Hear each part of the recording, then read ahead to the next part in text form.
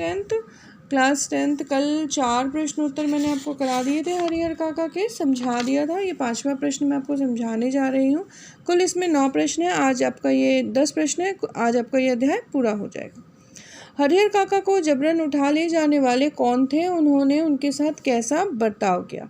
तो जबरदस्ती कौन उठाकर लेकर गए थे हरिहर काका को, अपहरण करने वाले और बर्ताव, ये दोनों बातों को आपको क्लियर करना है। तो ये आप दोनों ऐसे शीर्षक लगाकर ही लिखिएगा।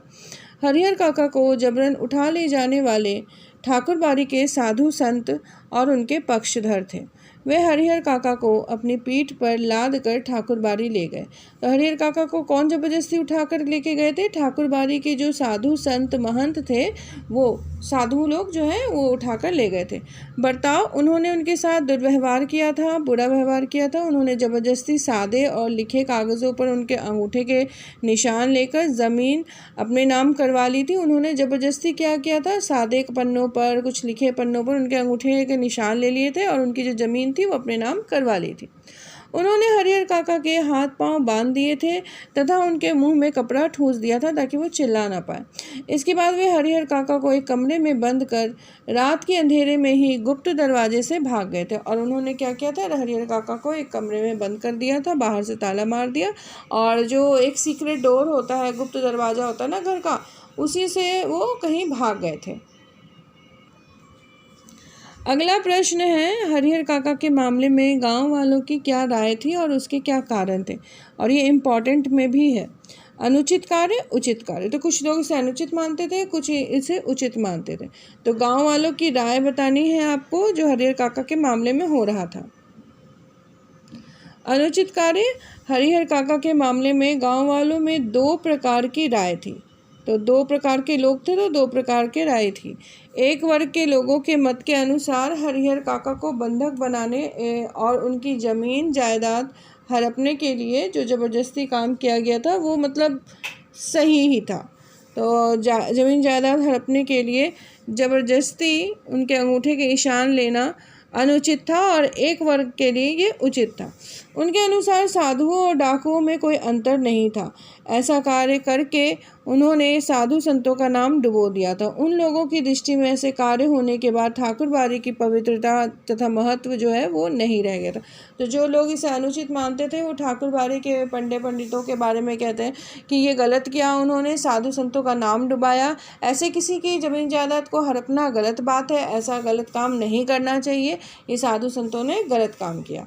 और दूसरे वर्ग के जो लोग थे वो इसे उचित मान रहे थे। दूसरे वर्ग के लोग इस कार्य को बहुत अच्छा भी मान रहे थे। उनके अनुसार धर्म के मतलब विकास के लिए या परमार्थ के लिए, अच्छे के लिए कभी कभी चोर या डाकुओं का रूप भी धारण करना पड़ता। तो उनको लग रहा था कि धर्म के लिए, मंदिर के लिए बहुत अच्छा काम है, किसी से ज़बरदस्ती उसकी ज़मीन जायदाद छीन लो वो अच्छा काम है, इसमें उन्हें दोष नहीं लगेगा।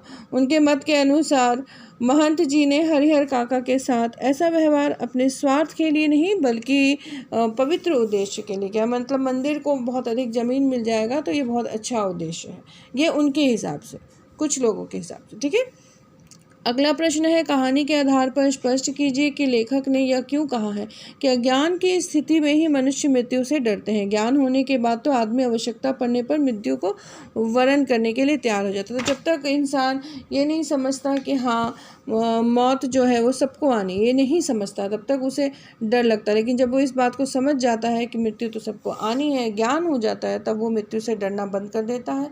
अभी तो वो मृत्यु को ही धारण कर सकता है।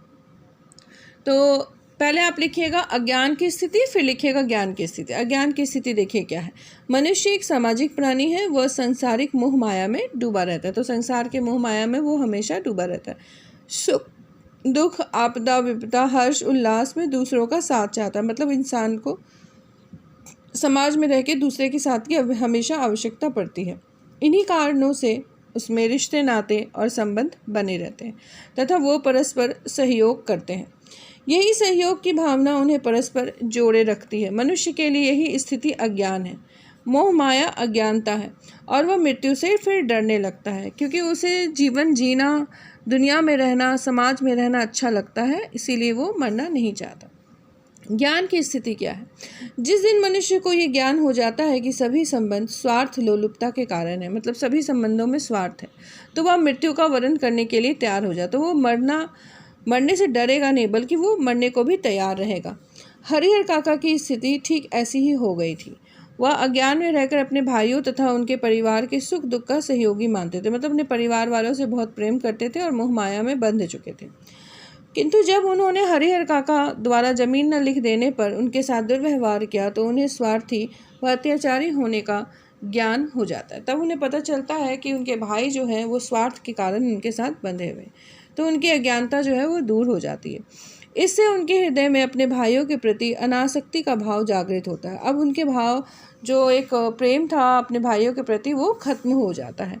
वह ऐसे जीवन से श्रेष्ठ तो मृत्यु को समझते हैं। अब वो जीवन जीना नहीं चाहते। उनके अनुसार जीवन भर घुट घुट कर मरने से तो अच्छा है कि वह एक ही बार मृत्यु को प्राप्त कर ले, क्योंकि उनको रिश्ते नाते और संबंधों का मतलब पता चल गया कि सभी संबंध स्वार्थ के कारण बंधे हुए हैं। अगला प्रश्न, समाज में रिश्तों की क्या अहमियत है? इस विषय में आप अपने विचार बताइए। तो महत्वपूर्ण भूमिका और समाज का निर्माण। समाज में रिश्तों की एक महत्वपूर्ण भूमिका होती है। लोग परस्पर एक दूसरे के सुख दुख, आपदा विपदा तथा हर्ष उल्लास में रिश्तों द्वारा एक दूसरे के साथ जुड़े रहते हैं। तो समाज में जो रिश्ते नाते होते हैं वो बहुत महत्वपूर्ण भूमिका निभाते हैं। लोग एक दूसरे से बंधे रहते तो इन्हीं रिश्तों नातों के चलते। इनके माध्यम से लोग एक दूसरे की उन्नति का मार्ग प्रशस्त करने की सीख तथा अवसर प्राप्त करने का प्रयत्न भी करते हैं। इस प्रकार रिश्ते लोगों को आपस में जोड़ने का काम करते हैं। तो लोग एक दूसरे की मदद करते हैं, एक दूसरे के विकास में सहयोग करते हैं, रास्ता प्रशस्त करते हैं उन्नति का। तो लोग एक दूसरे से बंध जाते हैं। ये समाज में एक दूसरे को आगे बढ़ाने का काम करते हैं और एक दूसरे से बंधे रहते हैं। तो ये एक महत्वपूर्ण भूमिका निभाता है। समाज का निर्माण, असल में रिश्ते नातों के आधार पर ही एक श्रेष्ठ समाज निर्माण होता है। अगर आपके रिश्ते नाते अच्छे हैं, लोग अच्छे हैं, तभी एक अच्छा समाज बन सकता है। समाज में रिश्तों की जो भूमिका है वो बहुत महत्वपूर्ण है। अगला प्रश्न, यदि आपके आसपास हरिहर काका जैसी हालत में कोई हो तो आप उसकी किस प्रकार मदद करेंगे? तो पहले तो सेवा भाव रखना होगा, उसके बाद प्रेम पूर्वक उसके साथ व्यवहार करना होगा।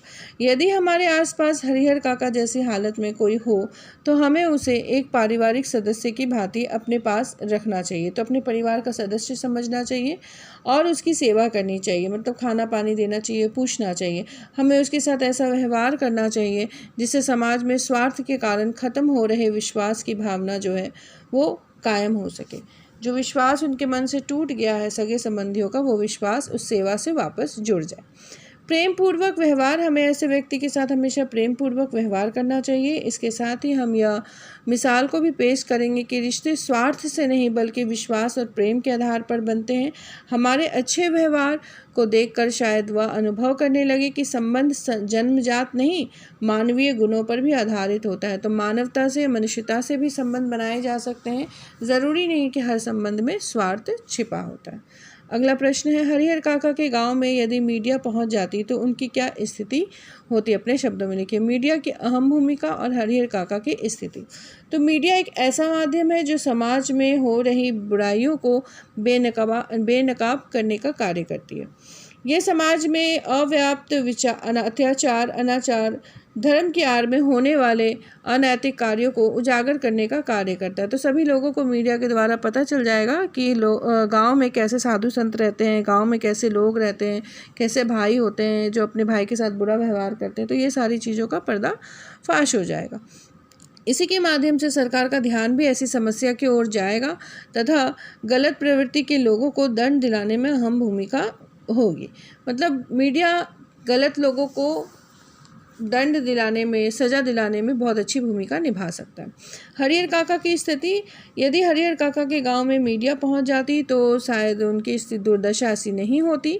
उनके भाई या महंत दोनों ही इस प्रकार का जो अनैतिक कार्य उन्होंने किया था उनके साथ वैसा नहीं करते, और करते तो सज़ा के बारे में अवश्य सोचते। यदि वैसा कर भी देते तो मीडिया हरिहर काका के लिए कुछ ना कुछ ज़रूर करती और मीडिया उस क्षेत्र के प्रतिष्ठित लोगों का ध्यान और इस ओर आकर्षित करती, जिससे कि हरिहर काका के मदद के लिए प्रयास किया जाए। जो प्रतिष्ठित लोग होते हैं ना, अच्छे बड़े लोग, उनकी ओर उनसे ना हरिहर काका का ध्यान उनकी ओर आकर्षित हो जाता और वो हरिहर काका की मदद करते और उनकी स्थिति ऐसी नहीं रहती। तो हरिहर काका के सारे प्रश्न उत्तर मैंने आपको समझा दिए हैं, आप इनको लिख करके याद करिएगा। धन्यवाद।